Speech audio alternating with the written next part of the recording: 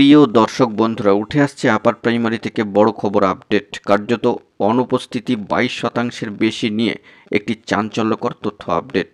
বন্ধুরা, যে তথ্য উঠে আসছে অবশ্যই আর্জেন্ট ভিত্তিতে আপনাদের মাঝখানে তুলে ধরার জন্য চেষ্টা করছি।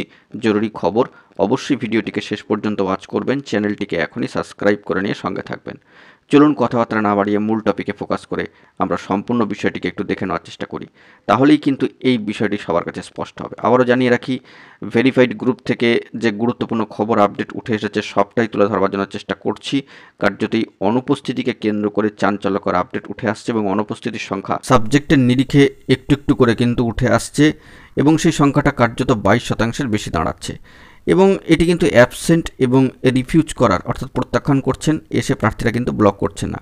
বন্ধুরা, সংখ্যাটা এরকমই দাঁড়াচ্ছে যে বাংলা এবং ইংরেজি বিষয়ের ক্ষেত্রে কাউন্সেলিং কার্যত সম্পন্ন এবং সেখানে বাংলা মাধ্যমের ক্ষেত্রে দেখা যাচ্ছে 22.74% অ্যাবসেন্ট অর্থাৎ অনুপস্থিতি এবং রিফিউজাল অর্থাৎ প্রত্যাখ্যান করেছেন বাংলা ইংরেজি বিষয়ের কাউন্সেলিংয়ের ক্ষেত্রে। বাংলায় 916 জন প্রার্থীর মধ্যে অনুপস্থিতি ও প্রত্যাখ্যানের সংখ্যা কার্যত 206 জনের কাছাকাছি এবং ইংলিশের ক্ষেত্রে 1071 জন প্রার্থীর মধ্যে সংখ্যাটা 246 জন প্রায় সম্ভাব্য।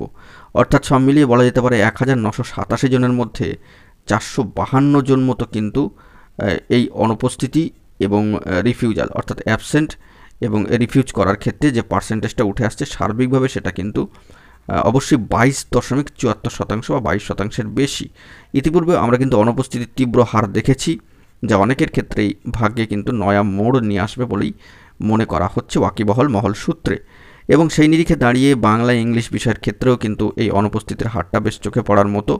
প্রার্থীরা সেক্ষেত্রে নিজেরাই কিন্তু সরাসরি বার্তা দিয়েছেন। তো নিয়োগের সুপারিশপত্রের মতো গুরুত্বপূর্ণ যে বিষয়টি সেটাও উঠে এসেছে, কিন্তু দেখা যাচ্ছে যে বাংলা এবং ইংরেজি বিষয়ের দ্বিতীয় দিনে কাউন্সেলিংয়ের বহু প্রার্থী কিন্তু অনুপস্থিত ছিলেন। এই কয়েকটা দিন মিলিয়ে মোট যে বাংলা মাধ্যমে বাংলা ইংরেজি বিষয়ের কাউন্সেলিং প্রসিডিওর চললো, তাতে করে যে অনুপস্থিতি লক্ষ্য করা যাচ্ছে, এখানে কিন্তু ওয়েটিং লিস্টে থাকা প্রার্থীদের সামনে চাকরির সুযোগ কিন্তু আরও বাড়ছে, সেরকমই একটি বার্তা উঠে এসেছে সামাজিক গণমাধ্যমের সূত্র ধরে। এবং পাশাপাশি যে অনুপস্থিতির 22.74% যে হারটি শতাংশের নিরিখে দেখানো হলো বা উল্লেখ করা হলো, সেটি কিন্তু কার্যত পশ্চিমবঙ্গ আপার প্রাইমারি চাকরিপ্রার্থী মঞ্চের ভেরিফাইড গ্রুপ থেকে বার্তা উঠে এসেছে।